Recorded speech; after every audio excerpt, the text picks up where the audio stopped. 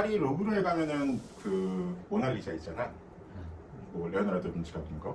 그게 가격이 얼마쯤 된다고 생각해? 가격을 매길 수 있어? 있다면. 실제로 아트넷이라는 어떤 사이트에서 경제 전문가를 데려다가 그 가격을 선정을 해본 적이 있는데 최근에 그게 얼마였을 거야?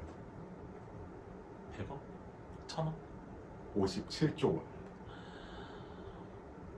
밥 먹여주네. 그게 왜 57조 원이 책정이 되냐면 그 1년에 그 프랑스를 방문하는 관광객 중 200만 명이 모나리자를 보러 왔다고 그래. 실제로 대답을 그렇게 한 거야. 200만 명이 한 번 방문할 때마다 1,500불을 써. 1,500불을 200만으로 곱하면 거의 한 5조 정도? 4조에서 5조 정도가 나와. 그거를 17년으로 계산을 하니까 그럼 뭐 경제적으로 이제 이것의 감가상각이 얼마인지를 보는 거지. 17년을 보니까 57조 원이 나오는 거지. 그럼 실제로 국가한테 60조 원 가까운 그림 하나가 60조 원 가까운 돈을 벌어다 주고 있는 거란 말이야. 그러니까 밥 먹여주지 실제로. 당시에 한 500년 정도 전이었을 거야. 프랑스의 왕이 레오나르도 다빈치의 숙식을 제공하고 그 충분히 부유한 삶을 제공하고선 그거에 대한 대가로 받은 게 모나리자야. 근데 그게 지금 그런 밥을 먹여주고 있는 거지 프랑스에. 근데 그의 부에 비해서 그 당시에 예술을 하는 사람들이 당시에 누릴 수 있었을까? 정작 프랑스 그 혁명이 일어났을 때 그 루브르 박물관의 주인을 몰아내고선 그때 이제 프랑스 시민들이 합의를 해. 그때까지 귀족들만 향유할 수 있었던 모든 예술들을 시민에게 전면 개방하고 그걸 공짜로 개방하기로 한 거야. 그래서 프랑스인이거나 아니면 18세 이하의 경우에 루브르 박물관은 공짜 출입이 가능해. 그러니까 뭐 옛날엔 안 그랬지. 옛날엔 몇백 년 전에는 사실 예술이란 거는 말 그대로 그냥 귀족들만 즐길 수 있는 거였고 즐긴다기보다는 어떤 예술 문화라는 게 사실 귀족의 문화였으니까 그러니까 당연히 뭐 부가 없으면은 그런 고급 문화도 없다고 보는 게 맞겠지. 과연 돈이 없다면 K-팝의 그런 뮤직비디오 같은 거를 만들 수 있을까? 그거 한 번 찍는데 돈이 얼마인데? 아, 왜 그게 57조나 하는가 그러면 그리고 왜 사람들은 그걸 보러 올까? 궁금할 수도 있잖아요. 그게 레오나르도 다빈치가 권력을 뺏어왔기 때문이에요. 교황한테서. 어떻게 보면 이거는 굉장히 넘겨짚어서 하는 말이기도 하고 역사적으로 그런 기록은 없지만 예전에 르네상스 이전에는 신들이 사람처럼 안 그려졌었어. 근데 레오나르도 다빈치가 원근법과 그 수마토 기법 같은 그런 굉장히 새로웠던 이제 고급 기법들을 적용을 시키다 보니까 옛날하고는 되게 달라 보였던 거지. 이게 옛날에는 신의 그림을 보면 그냥 신이었거든. 굉장히 사람 같아. 그 옛날에는 문맹률이 높고 그러다 보니까 이제 성경에서 무슨 말을 하는지 몰라. 사실상 그걸 전달할 수 있는 거는 그냥 그림밖에 없단 말이야.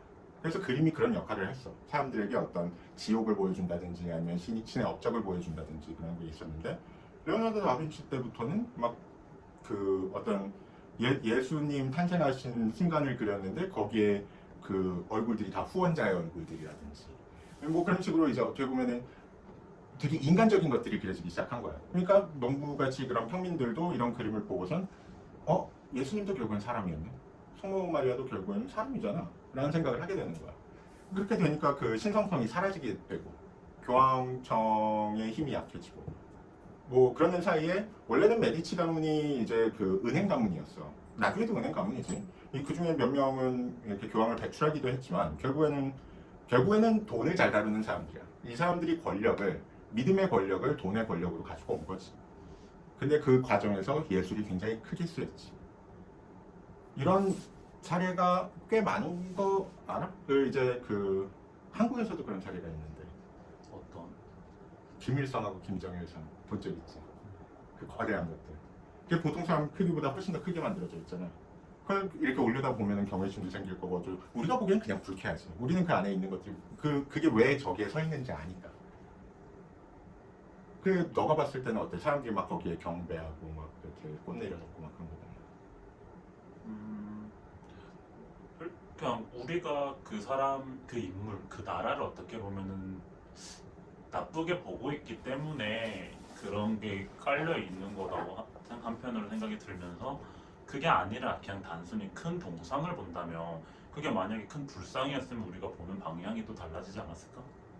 그런 것처럼 뭐 우리가 봤을 때 그게 그 똑같은 크기의 이순신 동상이었더라면 세종대왕상이었다면 우리가 받아들이는 건 또 다르잖아. 누가 어떻게 받아들이고 그게 어떻게 보면 문화의 차이겠지. 근데 사실 이순신 동상이나 이순신 장군님의 동상이나 아니면은 그 세종대왕님의 동상 같은 거는 거의 같은 기능을 가지고 있어. 우리를 지배하는 사람들이 어떠한 것을 우리의 마음속에 심어놓기 위해서거든. 너 이순신 장군님의 동상이 언제 만들어진 걸로 알고 있어? 비교적 다 현대 아니야? 다 현대지. 사실 우리는 이순신 장군님의 동상이 광화문 광장에 근대에 들어온 거는 알고는 있고, 그게 박정희 때 만들어진 거 알지? 몰랐어? 왜 그게 만들어져서 거기에 세워졌을 것 같아? 청와대 바로 앞에. 거기가 광화문 뒤에 삼각산에 청와대가 있단 말이야. 왜 이순신 장군이 거기에 서 있을까? 박정희 대통령은 장군이었던 거 아니? 자, 그러면은 이승만이 6.25 때 도망간 거 알아?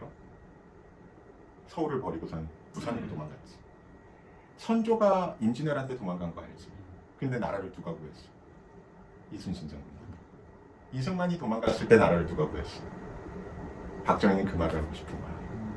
자기가 나라를 구했다. 이승만이 도망갈 동안.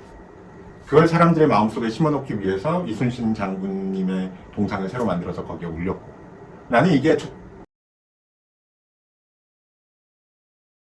불순하다고 생각해. 왜냐하면 그 본심이 이순신 사당을 만들 때 드러났거든. 이순신 장군님의 사당을 만들어놨고 자기의 고향에, 그리고 그 고향에 있는 그 사당 앞에 일본 나무를 심었어. 그 안에, 그 사당 안에 심어져 있는 수목들이 대부분이 일본 나무야. 근데 뭘 의미할까? 설마 모르고 그랬나? 그거는 왠지 냄새가 난다는 거지. 자, 우리가 그렇게 봤을 때, 자, 우리는 민주주의 국가야. 근데 왜 600년 전에 돌아가신 분의 동상을 그렇게 거대하게 만들어놨지? 마치 김일성 마냥? 우리는 대한민국이잖아. 왕정을 더 이상 하지 않기로 했잖아. 근데 그게 뭐야? 통치자의 그렇게 큰 동상이 거기에 있어야 하는 이유가 뭐지? 우리가 내세울 게 한글밖에 없어서? 세종대왕님이 하신 게 한글 창제밖에 없어서? 세종대왕님은 음악 만들었고, 뭐 예술 증진에 힘쓰셨고, 법을 새로 만들었고, 나라를 기틀을 새로 짰고, 정치를 새로 짠 다음에 과학기술까지 발전시켰단 말이야. 그 수많은 업적들, 왜 그거는 다 없고 한글 창제만 거기에 남아있지? 이거 되게 이상한 얘기잖아. 외국인들이 그걸 보고서 뭘 느껴야 돼? 그 어진 듯이 이렇게 손 이렇게 들어 올리고 있는 세종대왕님을 보면서 외국인들이 아, 옛날에 이런 왕을 모셨던 사람들이니 정말 대단한 사람들이구나 라고 생각하겠어? 그렇구나. 어? 그냥 그랬구나. 그렇게 커야 하나? 그 당시에 그 왕이 그 세종대왕상이 만들어질 당시에 드라마들을 보면은, 사극 드라마들을 보면 마치 백성들은 왕이나 왕세자의 어떤 자비 없이는 아무것도 못하는 존재들, 무지렁이들로 그려진단 말이야. 그건 사실이 아니잖아. 수많은 폭동들과 수많은 그 고민들과 어떤 노력으로 인해서 조선이 생긴 거지 왕 한 명이 바꾼 게 아니란 말이야. 근데 우리는 그렇게 세뇌당하고 있어. 그런 조각들로 인해서. 그래서 결과적으로는 아까 우리가 이야기했던 뭐 레오나르도 다빈치 이외에 뭐 그런 예술가들의 업적이 또 무엇이 있는가?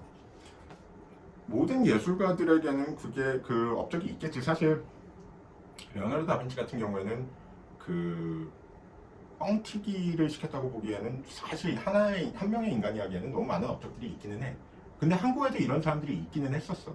하지만 이게 문화를, 자, 레오나르도 다빈치는 서구의 문화 전체를 바꿔놨다고 봐도 돼. 거기에 영향을 엄청나게 미쳤어. 미켈란젤로나 라파엘도.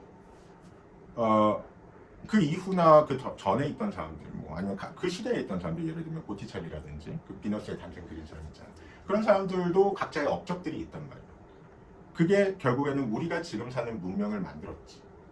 이게 그런 무지몽매한 종교의 휘둘림 속에 사는 것을 그만두게 만들 수 있다는 업적, 그건 엄청난 업적 아니야?